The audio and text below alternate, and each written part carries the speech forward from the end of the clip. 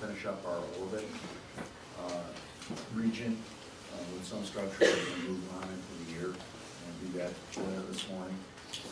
We there's some kind of a scheduling mix-up, but I'll handle it. Those 24 students that signed up to go to Interactive Commons were invited to go to the Interactive Commons on Monday from 3 to 5 to do the whole, to use the HoloLenses and see what that's about. Primarily, I think, what I've requested is that we look at it from the standpoint of the holographic images, because you've already done that anatomically and you've got something that you can compare it to now. So on Monday from 3 to 5, we're going to go over to Interactive Commons, and it's not an easy place to find, but I could guide you there. We can go over as a group, look like we're doing a protest or something like that. So I'll let you know whether or not, we should meet in the front lobby and just walk over there, from about, what do you have at 1 to 3 on Mondays? Anything? Good buddy's host from 1 to 3? Okay. All right, so we'll move over there as fast as we can. I'll tell them we probably won't be there until 3:15. Okay. Okay. But it's an experience that you're not only in trying to get you exposure to it now, but we will be doing exposure to it with some other things in your first semester, your second year. So it'd be a good thing to see what it's all about, see what all the excitement is. It's not as exciting to me as it may be to you, but we've already started creating some head and neck things, so we may be able to do some of that also this year, with the holographic image. So we'll look at that and try and get you over and see what this is about. They want you over there as much as you may want to go over there, because they want your feedback in relationship to whether or not you feel it's a useful tool. Okay. So I'll try and get that figured out. Dr. Syed, try and move him maybe into Friday. Ashley says you have Friday open. Maybe we can move him into 1 to 3. So we'll get that straightened out in relationship to the schedule, and you moved to formative exam, so we'll get everything straightened out. There's a lot of, just like in practice, there's a lot of times you have to balance things, so we're going to balance them.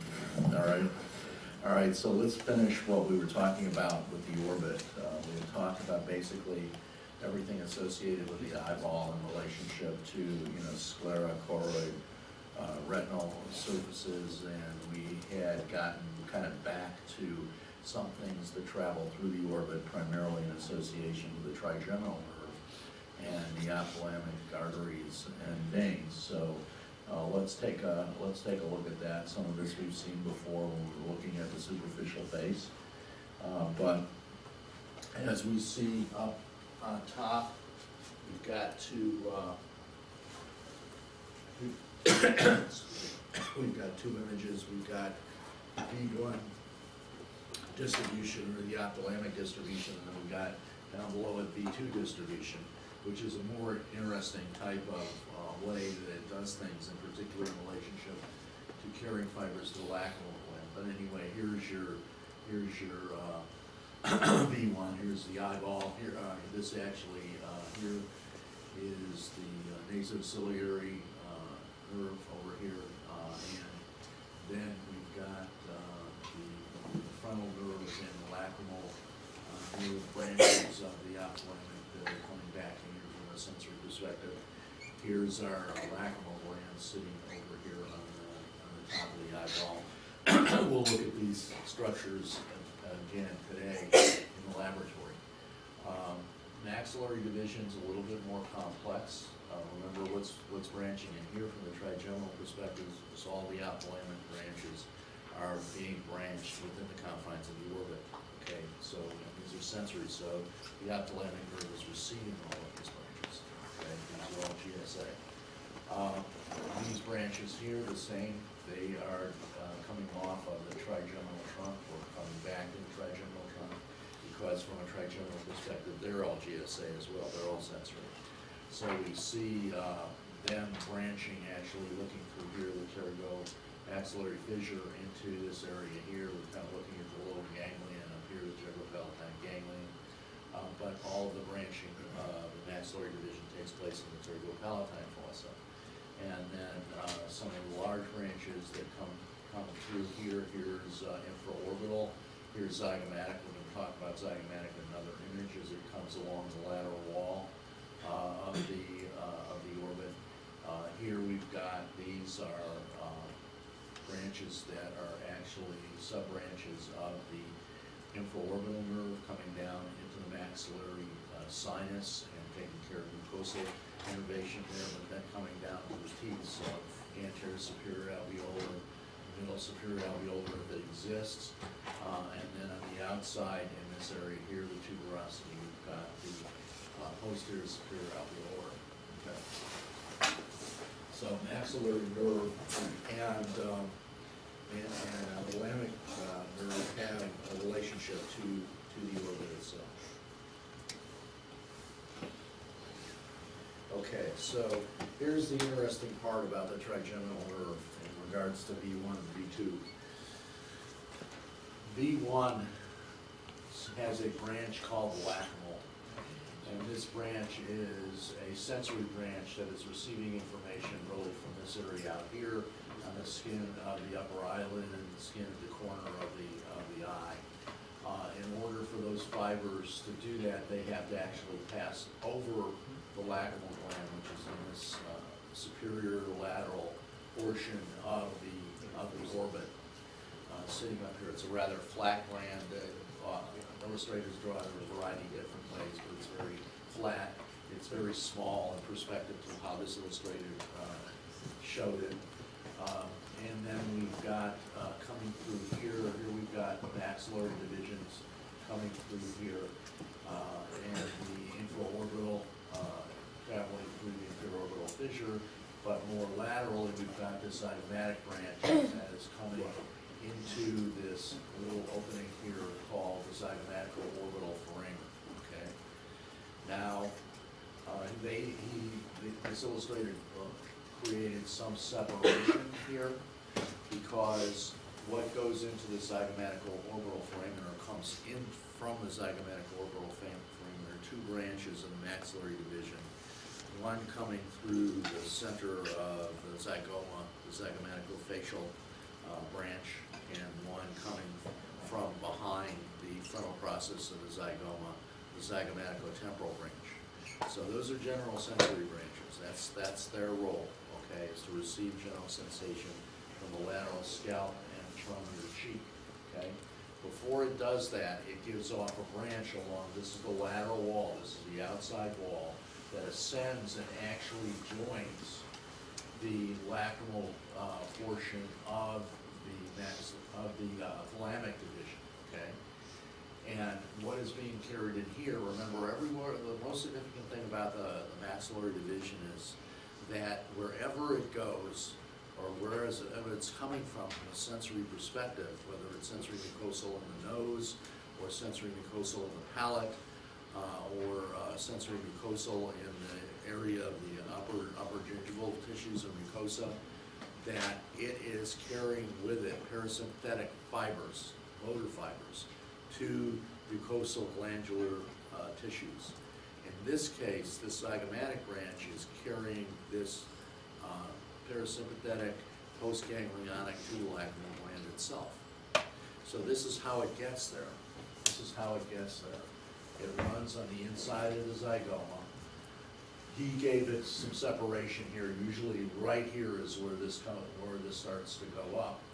So these are the sensory fibers here coming back in, and here is the parasympathetic portion here. It's got a variety of names that could be called the lacrimal portion of the zygomatic branch of the maxillary division, or it can be simply called called the lacrimal branch. And that will join the lacrimal branch of the alignment division, and they will, in this case, be carried into the lacrimal gland through a motor innervation, okay? Now, this is the zygoma out here. If anything happens to the zygoma, cheekbone fractures and things like that, where it's displaced, this nerve or these nerves can get torn, so either to lose sensation to your cheek or to the lateral side of your temporal skin, but also you may lose innervation in the lacrimal gland. So you may now wind up with a situation where tears are not being produced by the lacrimal gland over the surface of that cornea on that side. So fractures to that zygoma can cause tearing of these inner nerve branches from the zygomatic branch of the maxillary division. Dr. Andres, Yes. did you say the lacrimal nerve has both motor and sensory components? This lacrimal branch of the ophthalmic division is basically GSA. The lacrimal branch of the zygomatic portion of V2 is postganglionic parasympathetic.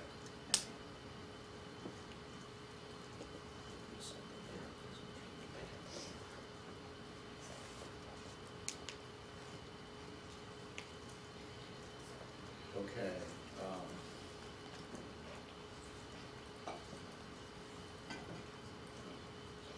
All right.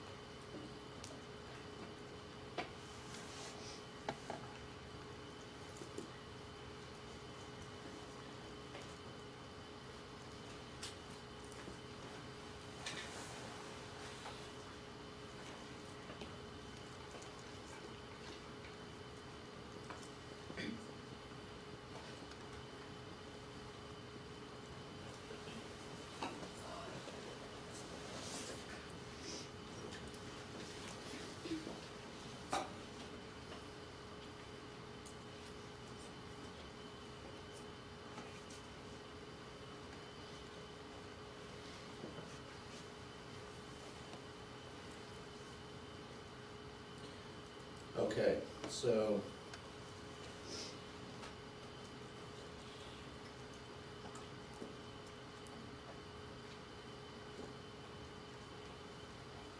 if we look here at this kind of composite drawing, it is showing a variety of nerve branches that are coming into the area of the orbit. Here's the trigeminal ganglion back here. Here coming off of the trigeminal nerve is its most superior division. This is the ophthalmic division over here. And then we also have some nerves that are being carried in that are not trigeminal. We've got over here, we've got the inferior portion of the oculomotor nerve that is coming in here. Here we have the trochlear nerve coming up with the superior oblique muscle over in here. also have abducent nerve coming in, but we don't see it here because we're looking through the lateral wall. So, we have in relationship to this region here, and this is somewhat distorted, we also have the ophthalmic artery branching off of the internal carotid artery as it ascends to the cerebral cortex. So these fibers here, are kind of enhanced, are coming into portions of the ophthalmic division referred to as the nasociliary. And this nasociliary division is coming into the posterior surface of the sclera. Now, one of the things that you have to realize, the eyeball is round, okay? So we just don't have these aggregations of these small fibers just coming into this small medial side of the sclera. They actually can be coming in around the eyeball in the back and going all the way into the sclera as far forward as the cornea in relationship to the nasociliary branch. So what is happening there? This will work.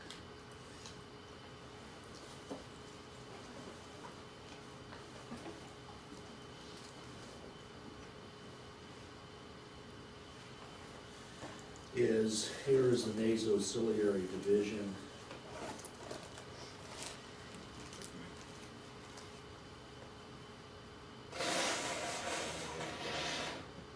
Over here.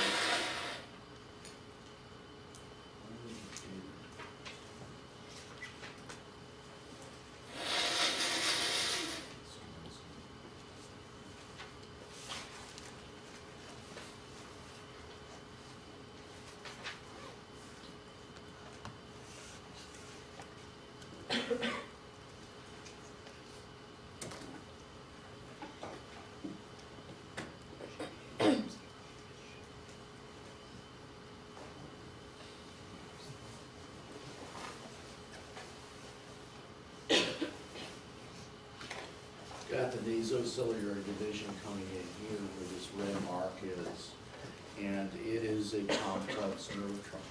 In other words, it has sensory fibers that are coming from the nasal mucosa, primarily from the nasal vestibule, the area that's surrounded by this extension called the proboscis.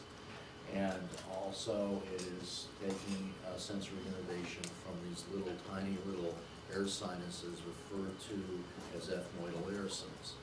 So that's part of its role, is to receive those fibers as a from a trigeminal perspective. However, what happens to these fibers here that are traveling with the internal carotid artery, those are, if you remember, those are sympathetic postganglionics that are coming from the superior cervical ganglion, and they are ascending on, in this case, the internal carotid artery all the way to arterial branches in the brain, okay? But as they come up here, they give off this ophthalmic portion, this ophthalmic artery, and they are going to bring some of these postganglionic sympathetics into the area of the orbit. Many of them are carried into the sclera with the nasociliary branches, and these nasociliary branches that are going to the back of the sclera are referred to as long ciliary branches, okay? And these long ciliary nerves, once again, are either general sensory coming from the surface of the sclera or the cornea, and they are also carrying with them now postganglionic sympathetics to this anterior area of the pupil of the eye. Here in this musculature here, this is the pupil, and there are radial muscles in the iris that pull the pupil open.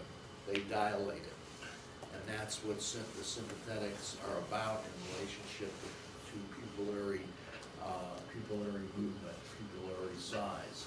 So the long ciliary nerves are bringing the postganglionic sympathetics into this area here. This area is referred to in front of the lens as the uvea. So these muscles here in the pupil are dilator muscles. They are radial muscles that pull the pupil open, okay? So that's how the dilators are innervated by this postganglionic sympathetics. Now another twig comes off here and actually winds up going into this ascending portion of cranial nerve number 3, the oculomotor, which is innervating just about everything in here except the superior oblique and the lateral rectus muscle, okay? So it has a twig that also innervates this muscle here, which is leaving the orbit and attaching to the upper eyelid. This is the levator palpebrae superioris. Now this muscle also has some tiny smooth muscles in it, referred to as muscles of Mueller. And these muscles of Mueller are innervated by postganglionic sympathetics that come in also from the ophthalmic division in here, and instead of hooking up the nasociliary, they hook up to this oculomotor twig that is going to primarily the levator palpebrae, not the superior rectus, that's just oculomotor up here, and not superior oblique, that's trochlear nerve coming up here, okay? So that's how these sympathetic autonomics get in here. They come in here on the branches of the ophthalmic artery, okay? Wait, so what two things, so the cranial nerve 3 innervates everything except the superior oblique, and then what was the other thing? Cataracts. Thank you. Okay. And then what innervates the muscle of the Mueller? I don't know which one it's called. The oculomotor nerve innervates most of the skeletal muscle, but there's smooth muscles in there called muscles of Mueller. Those are innervated by these autonomics that are, once again, coming in here by these long ciliary branches, and they're coming off of the artery. Okay, that's how postganglionic sympathetics in the body are carried. They're carried on the surface of arteries. Always remember that. You're delivering local anesthesia all the time. So here is cranial nerve number 3, which has an expansive motor innervation to these extraocular muscles for the most part. But it also has a autonomic aspect to it as well. And this autonomic aspect is now parasympathetic, not sympathetic, but parasympathetic. And it has a ganglion in here, what's referred to as a terminal ganglion, which is immediately adjacent to the organ innervated, okay?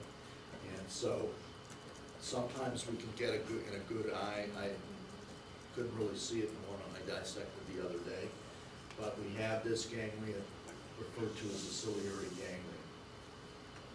So the ciliary ganglion is receiving preganglionic parasympathetic fibers from a nucleus referred to as Edinger-Westphal. Edinger-Westphal nucleus, that's in the midbrain, that's in the mesencephalon. And so those fibers are joined to the trunk of the oculomotor nerve, and they come into the orbit, and they come off and go into this ciliary ganglion, and then the postganglionic neurons from the ciliary ganglion go into the globe of the eye. Now they are also going forward in relationship to the lens here, the ciliary body, and to the pupil over here, but now in relationship to a different type of activity.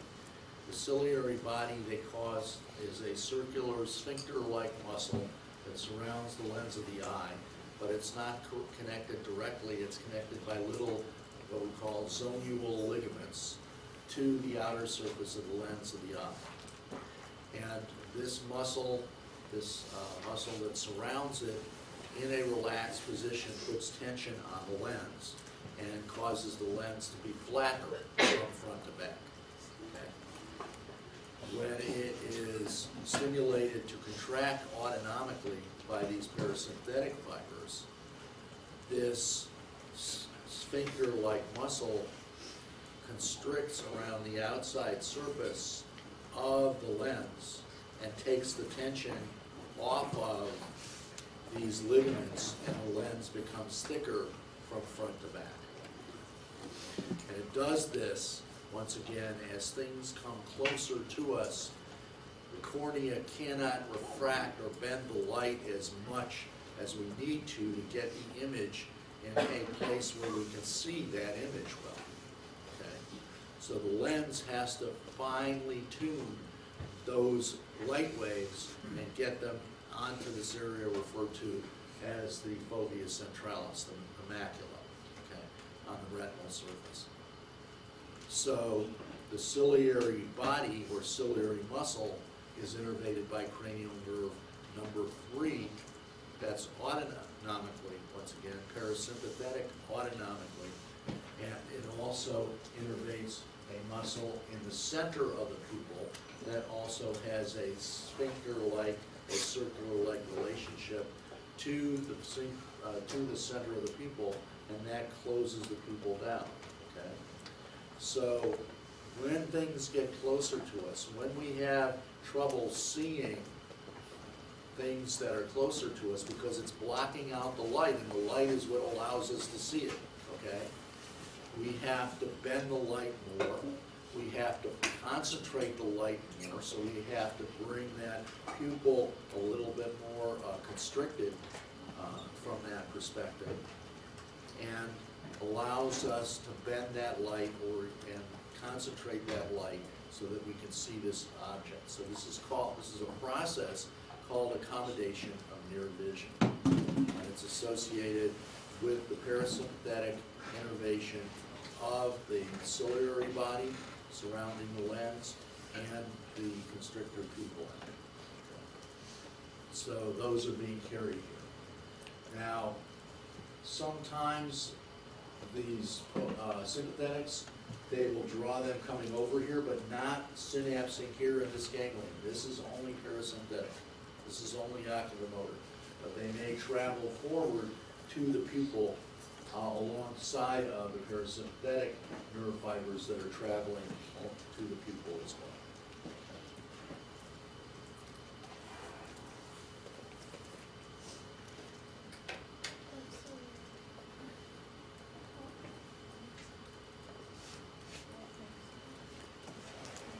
All right, so this kind of synopsis anyway of cranial nerve division of B1 from the trigeminal and B2 from the trigeminal. Those sensory fibers are innervating surfaces up here. This is V1. Almost, this is the peak of the skull. This is called the vertex. And then there are fibers from the back that are difference between these and these here. These are cranial nerves, these are spinal nerves. But the other thing is that, if you remember when we talked about spinal nerves, they have a short portion that goes to the back and a longer portion that comes to tissues in the front, okay? So these are called rami, and they're called a anterior rami and a posterior rami. These here that we'll be talking about in the neck are cervical plexus. These are anterior rami. Anything that's a plexus is an anterior rami, whether it's cervical plexus, brachial plexus, or lumbosacral plexus. Those are all anterior rami. They come off of the front of these spinal nerves proper. These back here that are going here, these are posterior rami. Okay, so greater occipital nerve kind of overlaps at the peak of the skull in relationship to sensory innervation. But these are sensory fibers. Supraorbital is typically a larger branch. Typically has more branches that go farther up towards from the vertex, and then over here the supratrochlear branch. Supratrochlear nerve does not have a specific opening that it leaves or enters the orbit through. It just comes under the superior orbital rim. However, the supraorbital can have either just a notch, which is more of a groove-like aspect that it's traveling through, or a completely formed foramen. So, and it can have both. could have a notch and a foramen, because there are more branches associated with the distribution of these B1 supraorbital branches. B2, for the most part, from the standpoint of the face, is like upper lip up to this area just behind the orbit. That's these zygomaticotemporal branches, and this branch coming through the zygoma is the zygomaticofacial branch, and then this branch coming here underneath the inferior orbital rim. This is the orbital. Okay? These are all sensory branches. Okay? However, these B2 branches, wherever they go, are going to carry parasympathetic nerves to some type of secretory entity. Mucosal gland in the orbit, the lacrimal gland. Okay, if you remember, in relationship to the oral cavity, they also through another branch, its greater petrosal branch, innervates the mucosal glands of the palate, both hard and soft.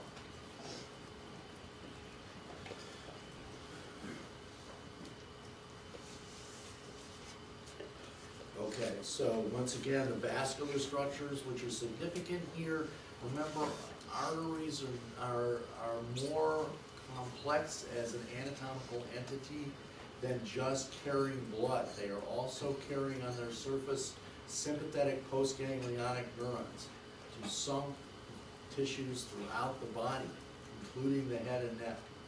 Okay? So we see these arterial branches here, okay, with the ophthalmic artery, okay, coming in here. The ophthalmic artery comes in through the optic foramen. The optic foramen, not the superior orbital fissure, the optic foramen. We'll look at the vein in a second. The vein comes back through the superior orbital fissure, okay, the ophthalmic vein. So we see the distribution. These vessels can anastomose. And anastomosis is when we get a junction of vessels with really not a direct capillary bed in between them, but a interconnection of vessels. Okay? So like superior and inferior epigastric arteries that were underneath the rectus abdominis muscle and the abdominal wall. So we see that here. We see that it actually has a relationship. Here is a cruciform plate, so it can give vessels not really through it here, but underneath it into the ethmoidal air cells. So these also have a name of being posterior ethmoidal and anterior ethmoidal, and then one coming under this little structure here called a trochlea, infratrochlear, coming out to the area of alongside the nose. And actually into the vestibule of the nose. They really form in the vestibule of the nose. There's a rather significant arterial plexus called Kisselbach's plexus, not Hesselbach's plexus. That was down in the inguinal region, but Kisselbach's plexus. And if you've ever had a nosebleed, it bleeds quite profusely. Okay, so anything that would set that off, give you a nosebleed. I got it the hard way.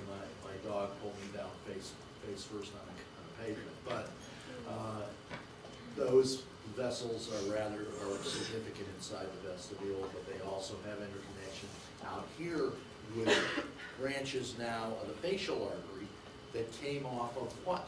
Come off of what major artery? What did the facial artery branch off?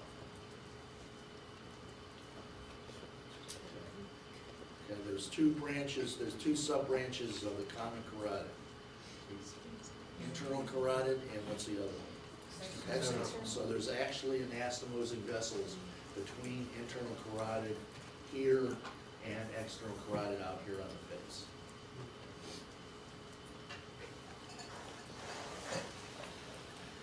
If you look at it in a cadaver, here's the, and this shows something else in cranial nerve number 3. Here's cranial nerve number 2, the optic nerve.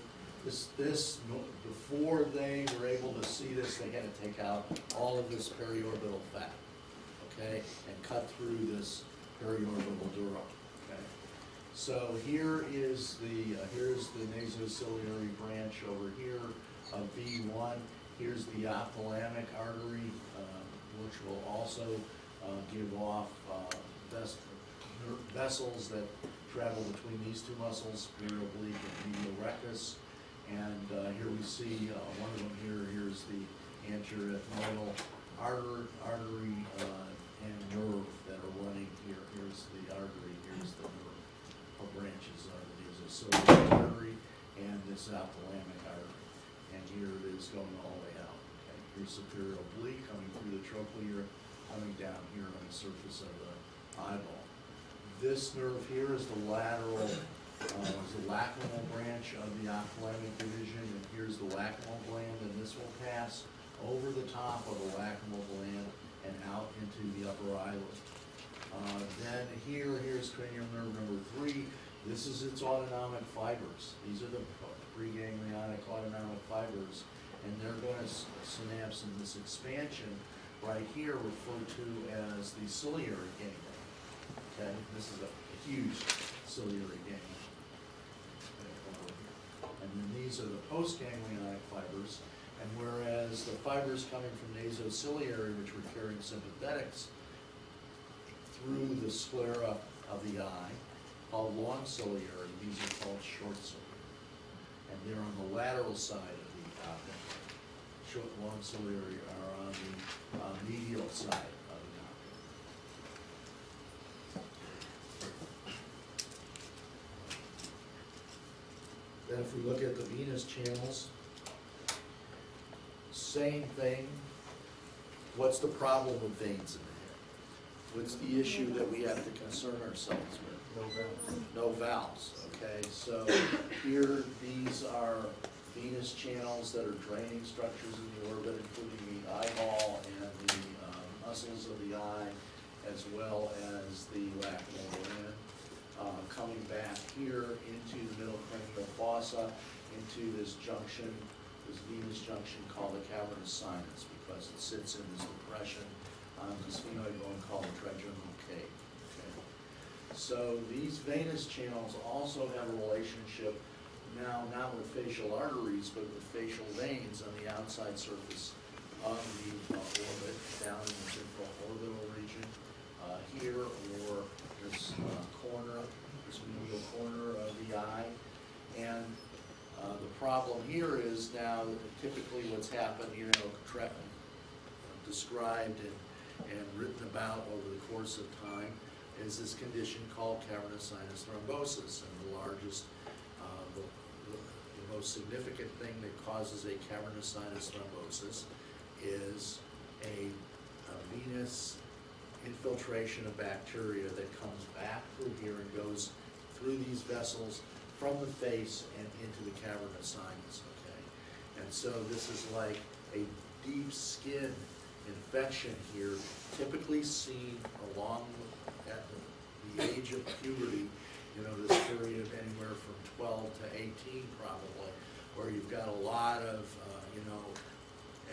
super active development of sebaceous glands in the face, and you wind up, people wind up picking at them or squeezing them or whatever, and causing these staphylococcal organisms that are on your face to enter into the venous channels and go back through the orbit and into the cavernous sinus.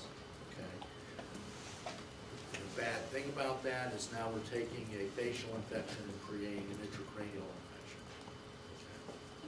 Okay. Usually, the signs and symptoms can be something like diplopia, double vision, can be a fever of unknown origin because you don't see primarily any type of pharyngeal infections or pharyngitis, but the patient is coming in with a high temperature, like 105 degrees Fahrenheit or 39 degrees, centigrade. Okay. So you see that, in their malaise, they're not feeling well.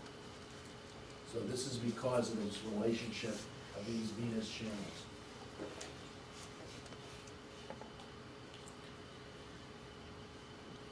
Okay, so let's move on a little bit farther back and look at the ear. Once again, we talked about this when we were talking about the facial nerve innervation of structures of the face, which is primarily the muscles of facial expression, okay, which we had an opportunity to look at in the lab. But there is a beginning of this facial nerve in this region, along with a nerve behind it, the vestibulocochlear nerve, that enters into this region we refer to as the inner ear, okay? But the process of audition is a little bit more complicated than that, okay, in relationship to hearing. First of all,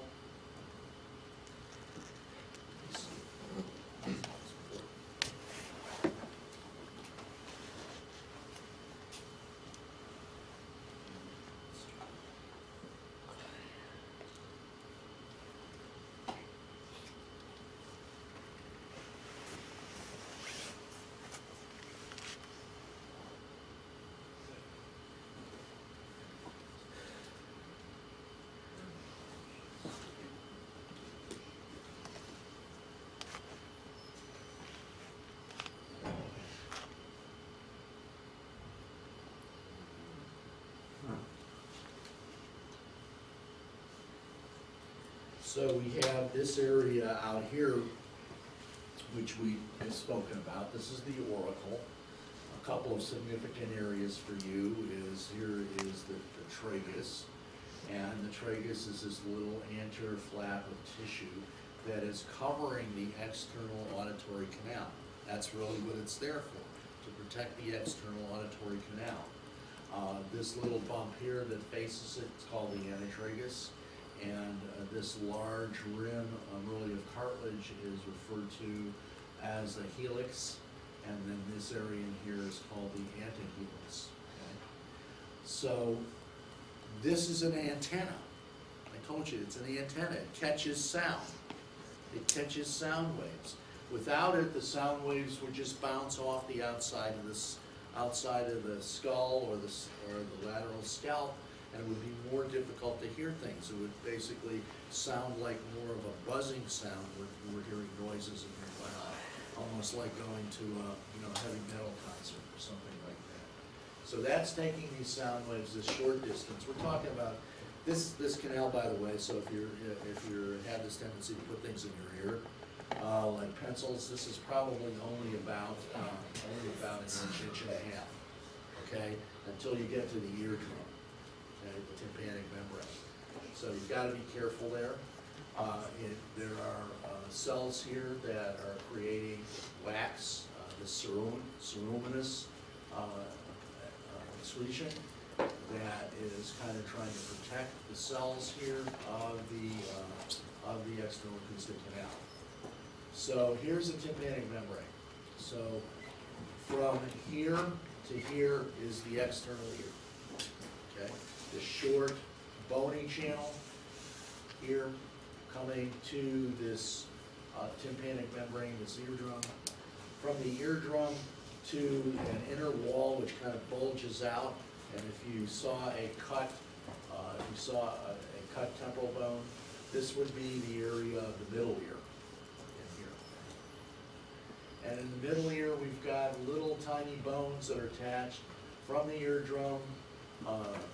This malleus, a bone called the stapes or the incus, and a bone that looks like a stirrup called the stapes, which is sitting over another opening, membranous opening, called the oval window. And so as this vibrates, these vibrations are carried from the tympanic membrane via the ear ossicles to this oval window. So this is one of the early processes to actually amplify sound, actually start to transduce sound into something that we can distinguish in regards to things that we are hearing in our environment.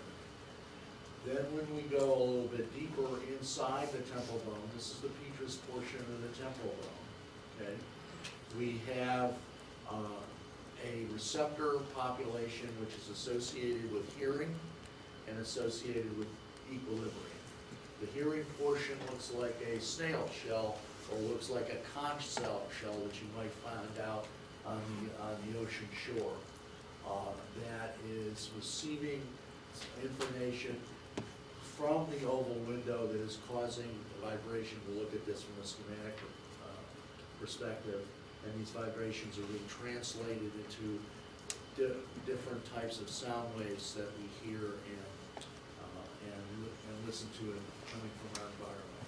These back here and the bumps associated with them, these are the vestibular apparatus. These are semicircular canals. There's a posterior, a superior, and a lateral, or an anterior, a lateral, and a posterior semicircular canals. The semicircular canals are basically picking up dynamic movement. In other words, as you rotate your head, the semicircular canals in one dimension or the other is picking up this movement, okay? And it's sending it into your nervous system so that you can basically stay balanced. The biggest thing that we move around in our environment, you know, is not our book bags, although they're pretty huge. It is our head, okay? And wherever we move, we have to make sure that the nervous system knows where your head is, so movement of the head doesn't cause you to fall over, okay? Or if you were an Olympic diver or something, any of you were some divers in school, not deep sea divers, but you know, diving boards and things like that, to do something like a full twisted 1.5 and land vertical in the water. So you had to be able to translate this vestibular input in order to do that without basically falling on your, you know, on your abdomen or your back or your side. You had to be able to create this movement. So where that is are two nerves that are coming in here that are the facial nerve and the vestibulocochlear nerve coming through the internal acoustic canal.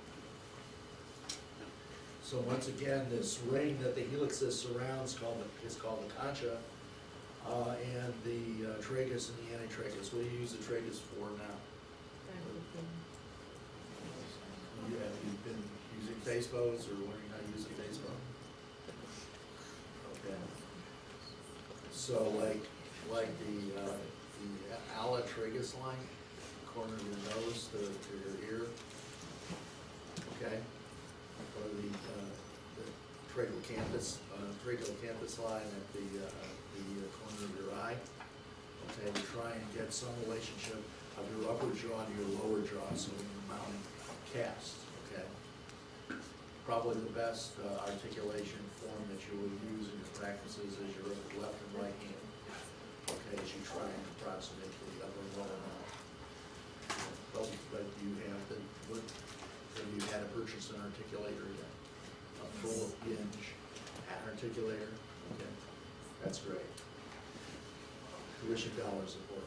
All right, so we have these areas here. We see it in a human here with the helix out here, the antihelix in here, the tragus here, and the antitragus, and then this area here that is surrounded by these structures referred to as the concha. Okay. So this is your auricle, this is your external ear, this is your antenna. Okay, as I think I told you before, you watch quadrupeds out, you know, who have kind of extended ears, not these floppy ears that you see, you know, in some other animals or some dogs that cover this opening. Okay, they're always moving their ears to try and hear where sounds are coming from in their environment. Okay, so they've got these little auricular muscles that surround them that allow you to move the aura. Then the eardrum, when you go into practice, if you're going to do anything associated with joint-related pain syndromes, you need to also get the same thing that a physician would have in their office, which is a otoscope. You don't necessarily need the ophthalmoscope portion, but you need the otoscope portion to look in their ear canal and look at their tympanic membrane and look at their middle ear to see if the problem that they're having is more related to the external ear canal or the middle ear, as opposed to being directly related to temporomandibular joint pain. Okay, so here we're looking with a otoscope into the tympanic membrane, and over in the lower anterior corner, there's usually free space behind the tympanic membrane, so the light kind of comes out and is reflected back at you. And so this is called a cone of light. This is typically the shape that it takes. Here is the malleus interconnected here, and this attachment of the malleus in the center of the tympanic membrane is called the umbo of the tympanic membrane. And then we have some muscles that are attached to these little tiny bones. One of them attaches to the malleus. Here is the tensor tympani. Tensor tympani is a muscle innervated by what nerve? We haven't talked directly about it yet, but in general. Seven. Okay, trigeminal, that's right. Okay, so the actual nerve branch is the same nerve branch that gives off fibers to the medial pterygoid muscle. The medial pterygoid is also innervated by these branches. This muscle comes down and is actually, its beginning is at the auditory tube. And the cartilaginous auditory tube, as it ascends into the middle ear chamber alongside the auditory tube to interconnect to the malleus. The stapes, which is, I think they show it on here. Yeah, here's the stapedius muscle attached to the stapes over here, and the stapedius muscle attaches to that ear ossity. That's innervated by the facial. Okay. So what branchial arch does the tensor tympani come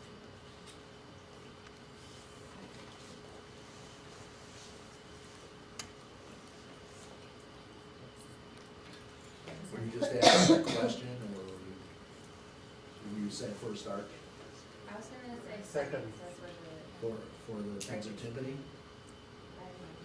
I had. That was a bad guess. Okay, if it's innervated by the trigeminal, which arch does it come from first? Okay, if it's innervated by the facial, where does it come, which arch does it come from? Second. Okay. So what's their role? Well, their role is that sometimes you can get a lot of vibration, and somehow you've got to be able to control that vibration, otherwise the membranes could be torn. So the stapes is over the oval window, this tiny window, going into the inner ear. The tympanic membrane is taking these sound waves from the external environment. So if they are stretched too much, this then kind of correlates to stretching the tensor tympani or stretching the stapedius, and they contract to try and resist all of that vibration, either on the tympanic membrane with the tensor tympani or on the oval window in relationship to the stapedius muscle. Okay, so they're protective in relationship to that. Remember, all muscles when they are stretched, they contract. That's what they want to do. We'll talk about that a lot more in neuro. All right, so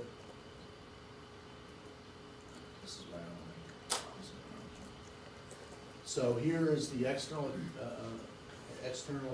canal, the external auditory canal, or meatus. Here's the tympanic membrane, okay, over the end of this channel. Here is the middle ear chamber. We've got some ligaments attached to these bones as well. Here's the malleus, here is the incus, here's the stapes, here's the oval window in here. And then we have a cut through the concha. The concha is surrounding what we call the organ of chordae, the organ of hearing, okay, out here. Don't really see the semicircular canals at this point, back here. But we do see here, this opening of the petrosal bone, which is actually alongside of a tube that comes into the middle ear chamber called the auditory tube. So this is the internal carotid artery. Remember I told you, if you are working really hard and you get your heart rate up, you can just, if you stop for a minute, I don't know if you've ever done this or even thought about it, you can hear your heartbeat, okay? Because internal carotid is part of all of this arterial flow, just like the radial artery is part of, and down in your wrist is part of all of this arterial flow. The internal carotid artery is part of your flow, okay? Or we have the common carotid also. You can take a carotid pulse here on a patient before you say, Annie, are you okay? Are you okay? You can, on the dorsum of your foot, there's a small artery called a dorsopedial artery. For my podiatry students, they always take that to make sure there's adequate blood flow and adequate pulse to their lower extremities. So you can feel pulsatile flow in just about any artery in the body. But this is the internal carotid immediately adjacent. Now, if you hear vibrations and in your ear, or people sometimes say, I hear this noise, and the clinician interprets it as being tinnitus or ringing in the ears, you got to really think about that, because buzzing inside of vessels, and physicians do that with their stethoscopes as they're moving it alongside your neck to check your carotids. They're listening for vibrations. Those are caused by, it's like rocks in a river, okay? As the river flows against rocks, it causes oscillations around the rock. And the same thing in blood vessel.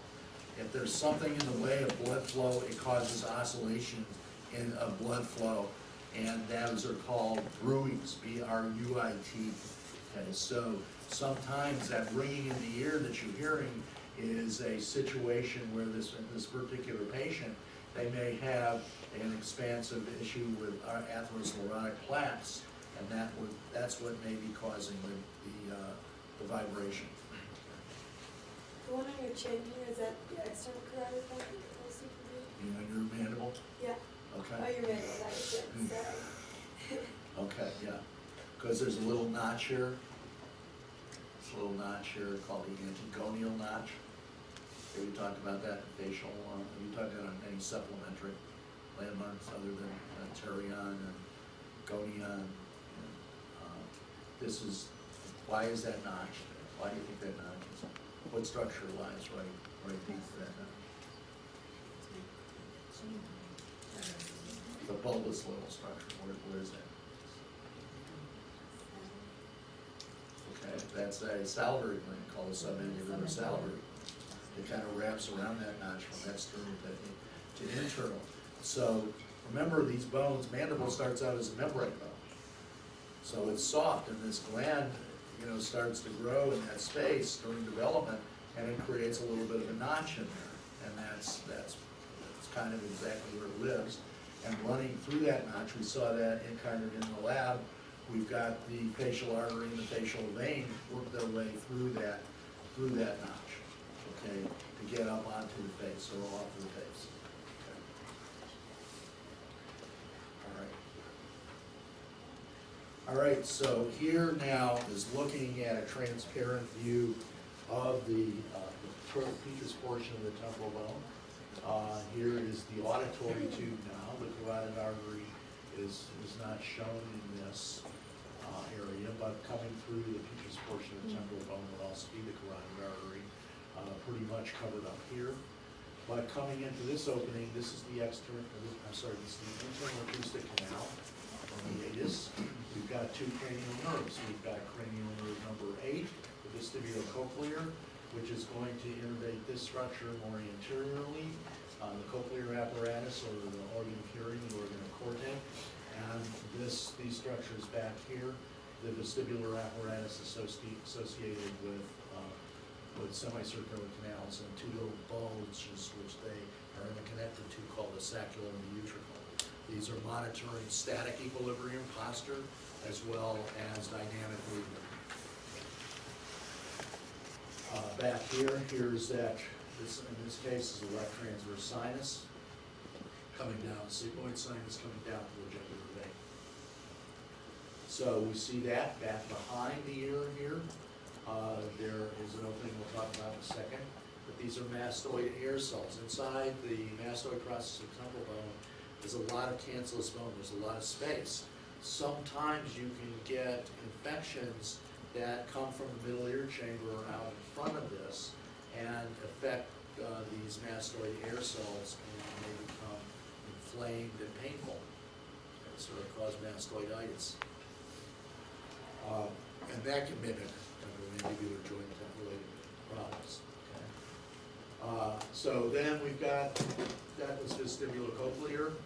Here is the facial nerve coming in here, coming fully underneath it, and coming to this little bump. Once again, we talked about this before. That's the little bump bends forward and bends back, so it's like a knee. It's like a little knee or a geniculate ganglion. Okay, and then the facial nerve travels through bone anteriorly and travels through bone posteriorly, and those are what we refer to as the beginning of the facial canal. Okay, you really can't see in an undissected temporal bone. You cannot see the facial canal. You cannot see where this facial nerve is going, but we do know where it is going posteriorly. It has a large branch. This is going to eventually be the facial nerve proper. Okay, that'll come out to the face. And this nerve that's going forward, the greater petrosal nerve that goes through a slit in the petrosal bone called the hiatus of the facial nerve. Okay, the facial hiatus. All right, why don't you take a 5-minute break? This is the area referred to as the inner ear.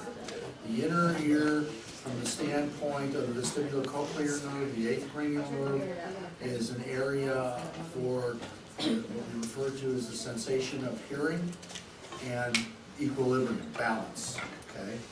So if we look at, from the standpoint of hearing, maybe, we have this apparatus here. Here's the cochlea, here's the oval window entering into this labyrinthine, or labyrinth is a cave, and so we come here and the sound waves are brought in here. They're brought in contact with a organ that spans from here to the center. Here we see it here, okay? This is the organ of Porte, the organ of hearing.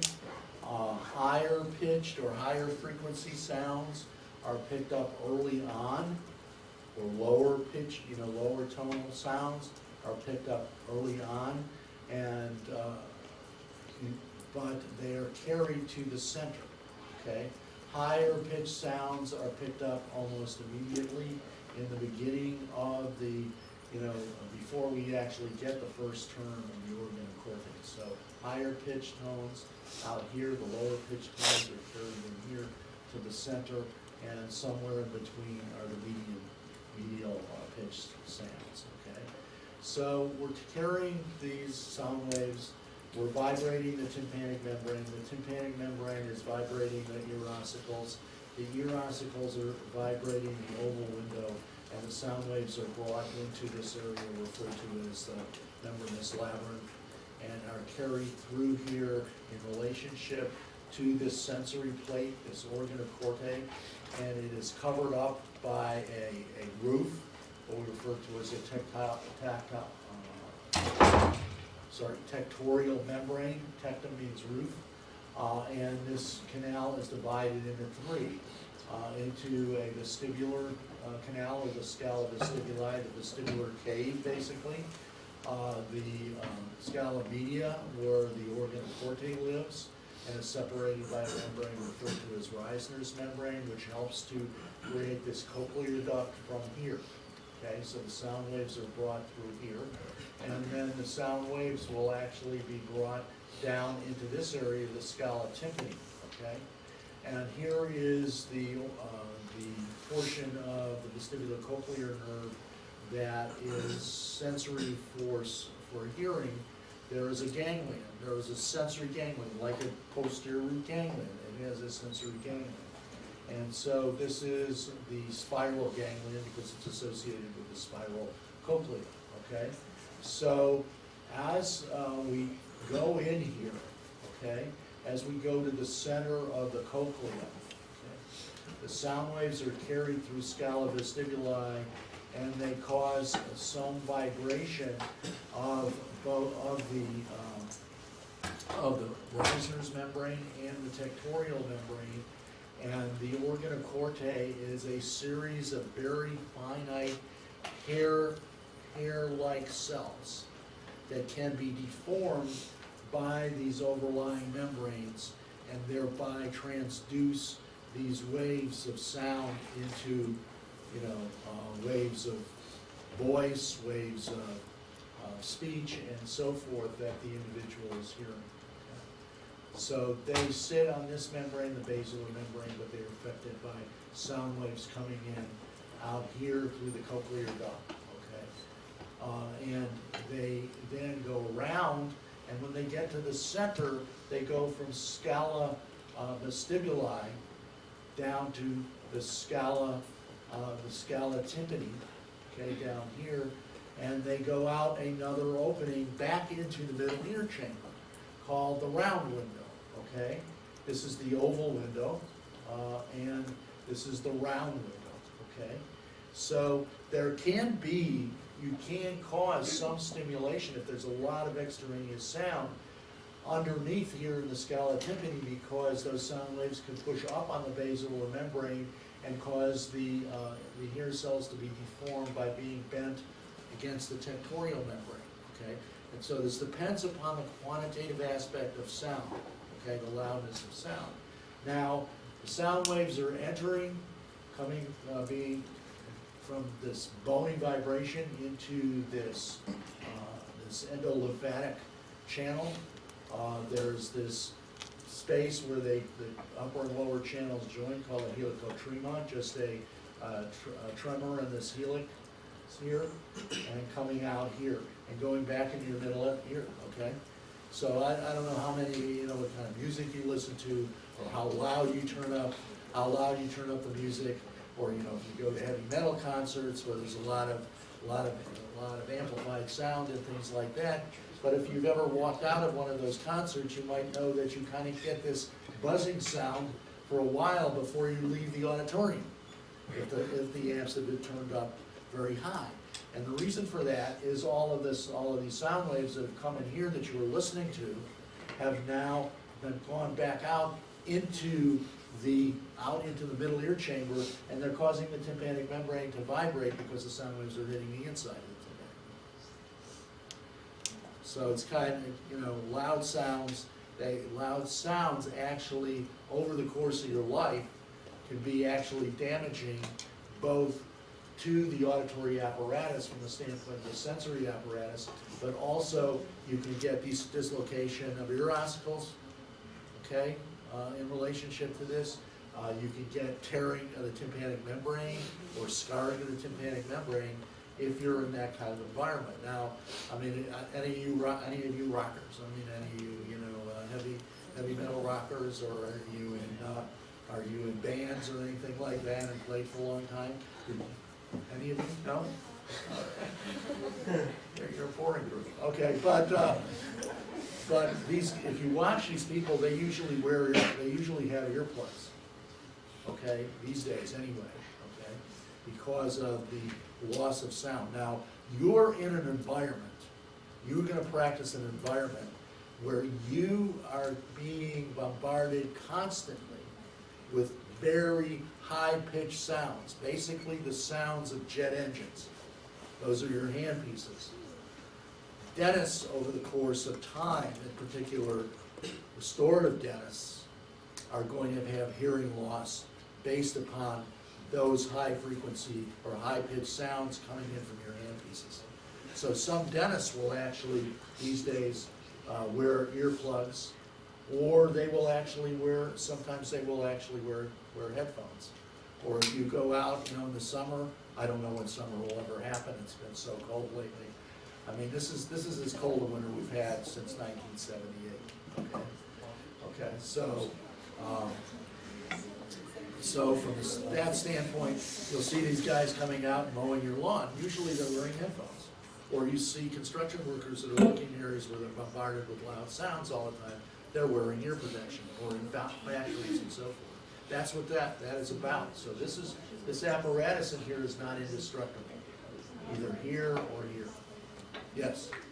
So for those who are hearing impaired, could it be any complication throughout this whole process, or is it? It could be two ways, okay? It could be ear ossicle development or non-development, or what we refer to as bone-related deafness, okay? Or it could be nerve-related deafness with irritation of the receptors, chronic irritation of the receptors, or some type of developmental abnormality of cranial nerve number 8, okay? And then how do cochlear implants work? Cochlear implants try and basically try and replace the organ of Corte. Okay, so it's like implanting a microphone, so to speak, in your head. It's usually put behind the ear. Individuals, females, it's a little bit easier to cover up with long hair. But males have a tendency to have cochlear implants to grow their hair long as well to cover them up, But it's basically creating a sensory device that's replacing the, to the most part, the organ cord, so to speak. So if something's outside of our range of hearing, can it still cause damage? Like, if it's so high, that like. Oh, yeah, absolutely. Like Absolutely. the dogs can hear it? Absolutely. Okay, we don't have the hearing range of a dog or a cat, okay? But those are very high frequency sounds. So whether or not we hear them or not, they're still coming in through our auditory apparatus, and they can have an effect. A dental handpiece is extremely high pitched. Okay, like I say, it's probably around the same as a jet engine. They basically are little jet engines. These air turbines. Okay, so that's something that you have to think about when you're in practice.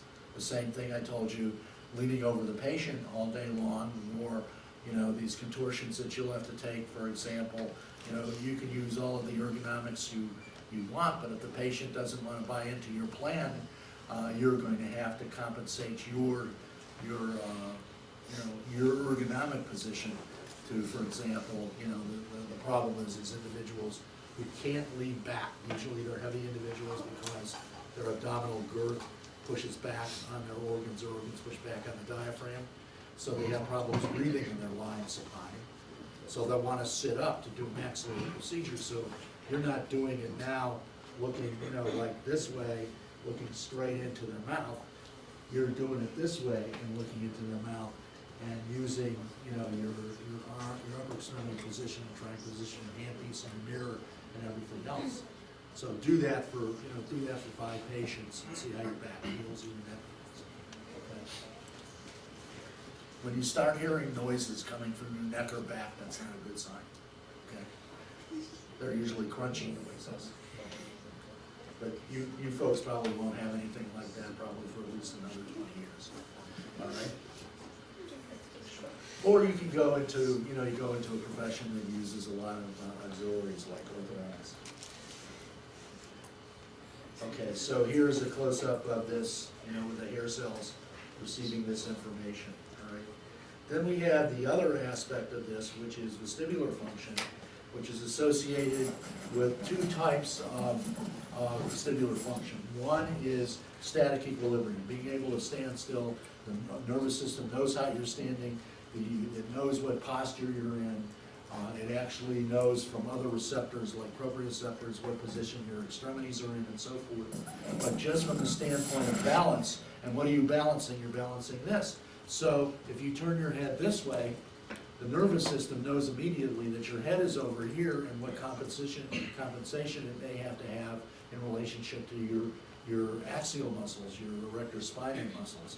if you do that, you know, think about just, you know, you can actually demonstrate this on yourself, because if you move your head over here, you will actually feel some increased tension over the axial muscles in your back on the opposite side, okay?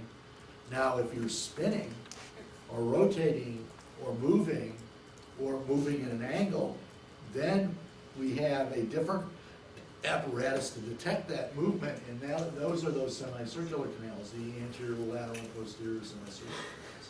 Okay? The static equilibrium is monitored by these devices here, which are called the macular area, the saccula and utricle. Okay, and in here it's interesting. These are little hair cells, but floating on top of the hair cells are little calcium carbonate crystal called otoconia. Okay, so as your head moves, the otoconia move and they stimulate these hair cells in this macular apparatus to tell the nervous system where your head is in relationship to your posture. Okay, so you can compensate for it. Okay, now in here, there inside of the semicircular canals, there are these guys. There is this what are referred to as ambular devices, here, here, and here, where the fluid in here moves against the ampulla depending upon which direction the fluid is moving, which is in which direction your head is spinning or turning. Okay? Now, you know, remember the chorda tympani can go through the middle ear chamber directly behind the tympanic membrane and be affected by things such as middle ear infections, okay? And a middle ear infection can cause an eruption of transmission through that nerve, and you may have a loss of taste sensation, but you also may have a decrease or increase in salivation, depending upon how the nerve fibers react to the inflammatory process. However, this is an inflammatory process. So what is, you take in body as hosted, they talked about, you know, Ruber, Dohler, Kaller,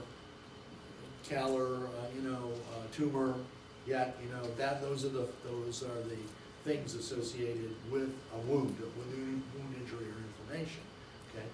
So, Dohler is heat. Okay, I'm sorry. Dohler is pain. Ruber is redness, which is associated with inflammation, and is an increased heat because of increased blood flow. So you get an inflammatory response inside this, which is immediately adjacent to these guys sitting in the bony portion of the temporal bone, the petrosal portion, behind the cochlea.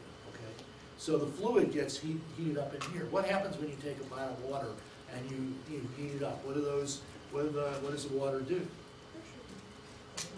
It boils. What happens? So the molecules of water are getting more active. They're starting to move. Okay, so in a serious or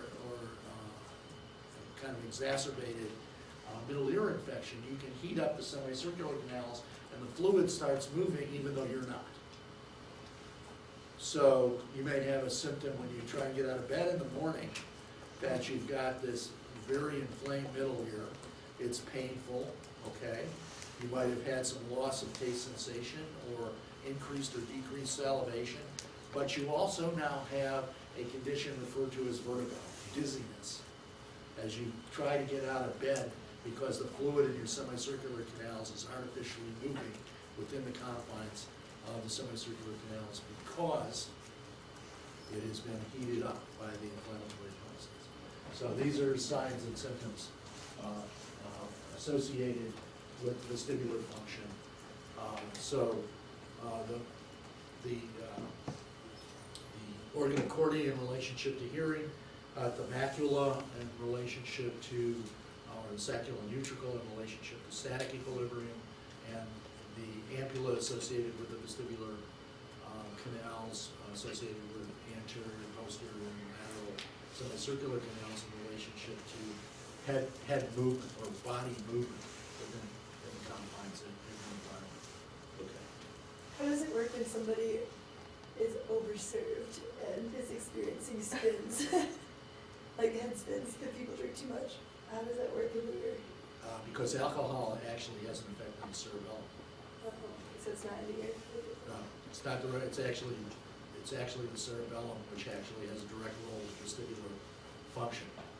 Okay, actually, one of the organs in the cerebellum that directly innervates are the vestibular nuclei, okay, associated with these saccule, ventricle, and semicircular. I thought alcohol changed the viscosity of the fluid in the semicircular canals. Well, it can change the viscosity in the blood, so it can change the viscosity, because it can dehydrate it. Yeah. Alcohol is a dehydrating agent. Okay, so let's look at the facial nerve. Facial nerve comes in an intra-acoustic canal. It's going to have a forward extension out the hiatus of the facial canal from this ganglion, from this genicular ganglion, which has cell bodies that are, this is now once again similar to a posterior root ganglion or dorsal root ganglion. It has general sensation associated with things such as proprioception. In some people it has facial nerve has general visceral activity that is yet to be significantly proven.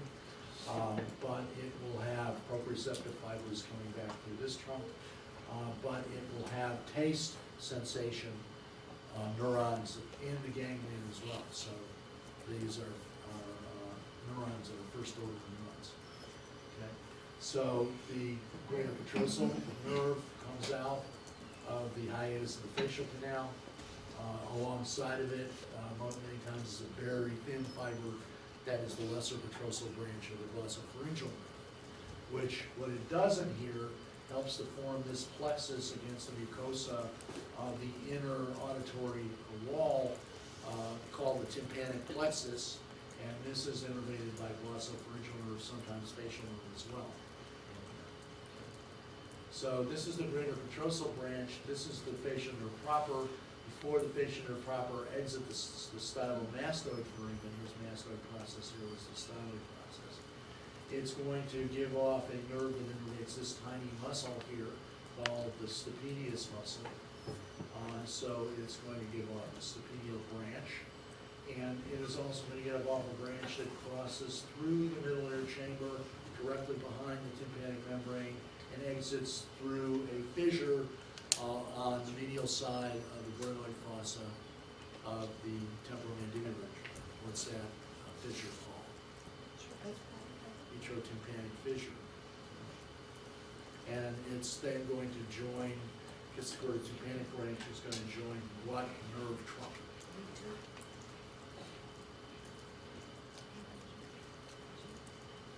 I heard somebody say V2. Okay. You want to call a friend? Okay, the lingual branch of V3. Okay. Lingual branch of V3, which is going to help carry these fibers, the special sensory fibers back from the tongue, and the parasympathetic fibers to the submandibular gland and the sublingual gland. Okay, so here we see this facial nerve giving off the facial nerve proper, which is going to branch inside of the parotid gland, the encapsulated parotid gland, into its basically 6 branches: auricular, temporal, zygomatic, buccal, mandibular, and cervical. And that's going to branch inside of the parotid gland. Usually there's 2 large branches that give off the 5 of the 6. So there's a higher branch called temporofacial and a lower branch called cervicofacial. Okay. Then here is the pituotympanic fissure, and this is giving off the chordotympanic branch of the facial nerve that is leaving the middle ear chamber and coming down to join. This is the mandibular division leaving the foramen ovale. Here's the auriculotemporal wrapping around middle meningeal artery. And here is the lingual nerve receiving the chordotympanic branch over here. So this is the chordotympany joining the chordotympanic branch. Here's the inferior alveolar branch over here.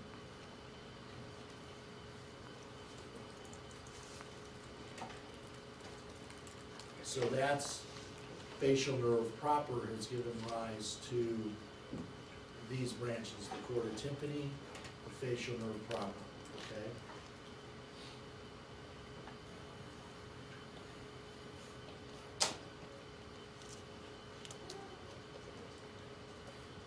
Okay, so once again, the facial nerve has not 5,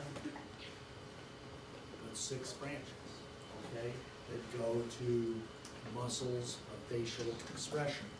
The auricular branch goes to the portion, the posterior portion of the occipitofrontalis called the occipitalis muscle, but also this anterior, superior, and posterior auricular muscles. And going way back, if you go way back, the superior and the anterior auricular muscles were sometimes combined as a muscle called temporoparietalis muscle, okay? Which is a very thin muscle that attaches the temporalis fascia to the lateral borders of the galla aponeurotica, interconnecting frontalis and occipitalis. So that's called temporoparietalis, if you see that terminology. But auriculotemporal, zygomatic, buccal, mandibular, and cervical, and whatever acronym you want to come up with, or remember that, that's up to you. Okay. So these are motor branches. What kind of motor is it?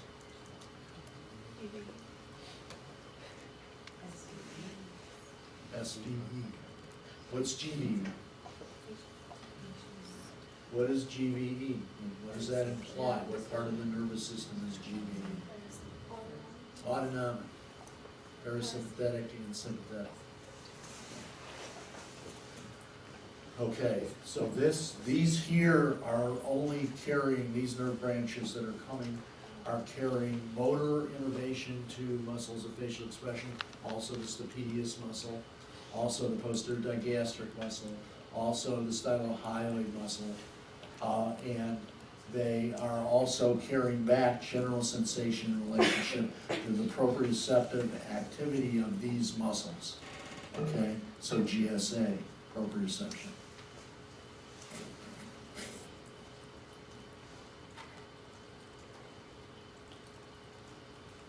Okay, here we see them. Okay, so here are these auricular branches. Here's occipitalis back here.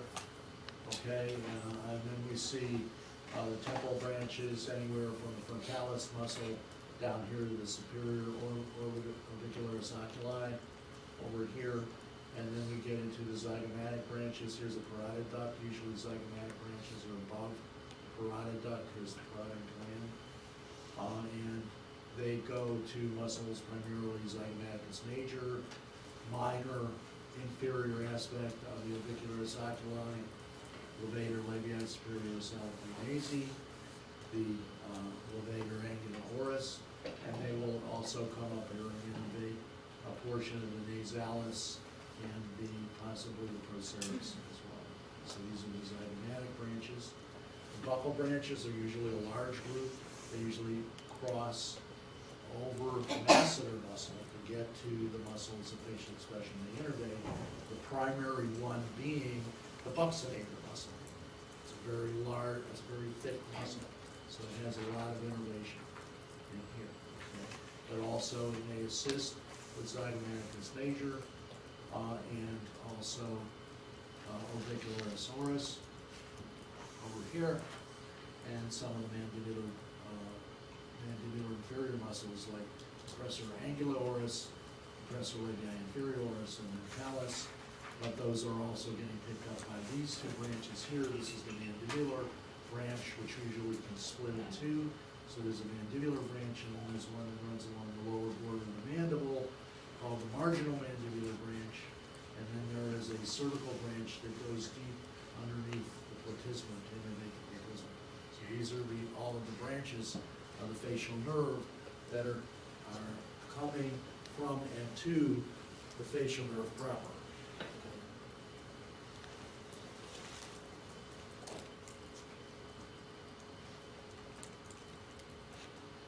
Okay, so here we have the infratemporal fossa once again, And we have the mandibular division over here giving off its branches. Here's the maxillary artery coming in here.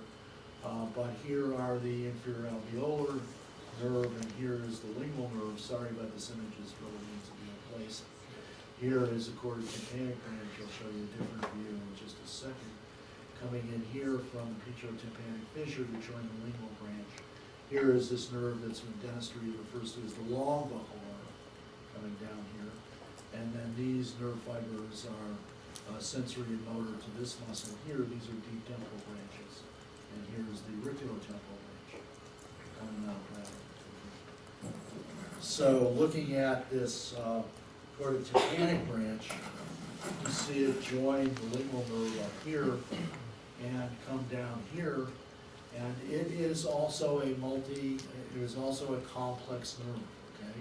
So from a special sensory aspect, it innervates the anterior 2/3 of the tongue from the perspective of taste sensation.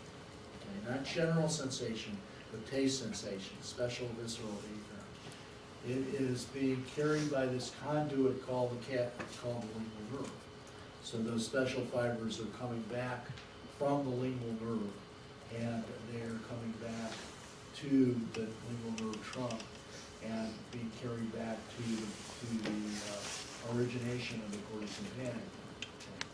But the chordotympanic nerve is also a complex nerve. It is a parasympathetic preganglionic branch of the facial nerve that comes down to innervate secretory structures, mucosa, these large secretory glands, submandibular, sublingual. So these up here, at this point, it's preganglionic, and then synapses here in this ganglion hanging off of the lingual nerve. We'll actually see this in the laboratory, in the floor of the mouth area. The mandible has been cut away here to show it. So hanging between the lingual nerve and the submandibular gland, that's the submandibular ganglion. So then postganglion fibers go from the ganglion here into the submandibular gland, but they also reascend, and the lingual nerve will carry them to the sublingual gland as well, okay? Now, interesting, just from a standpoint of clinical dentistry, we'll see this in the lab, as the lingual nerve comes into the oral cavity, it is immediately adjacent the lingual bone on the lingual side of the mandibular third molar. If you're going to take out third molars, you really need to know that, because if you're not careful, you can cut it or crush it with your instrumentation, okay? And that can create a very nasty litigation, yes, okay? Because a patient will lose taste sensation, they'll lose salivary flow, the oral cavity, their mouths will become very dry. So that's something we'll see again in the laboratory, but that's something that you need to know as a clinical dentist, in particular if you're going to be doing things like periodontal lingual flaps or extraction of mandibular third molars.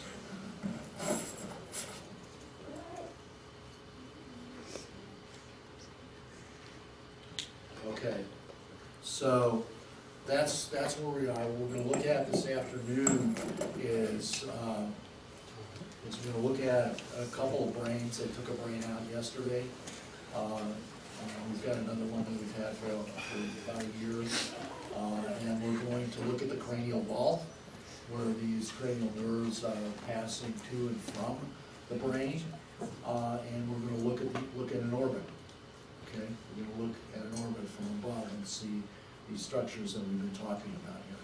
Okay, so as I said at the beginning, even though each lecture has a tendency to throw more information in, we're not really adding on too much. We're just looking at these structures as they are located in areas of the head. Okay? Now, in relationship to the whole lens exercise, I'll let you know exactly where you need to meet me, or you need to be at about 3:15 on Monday. But we've also started to create some head and neck holographic images.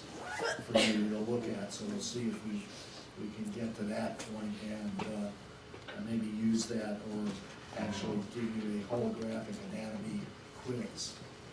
Okay, so, we'll have the opportunity to start using it. I'm still not a terribly big fan of the HoloLens, but it does have some advantage as a resource. So I think you'll get the opportunity to see that, because I asked them to see,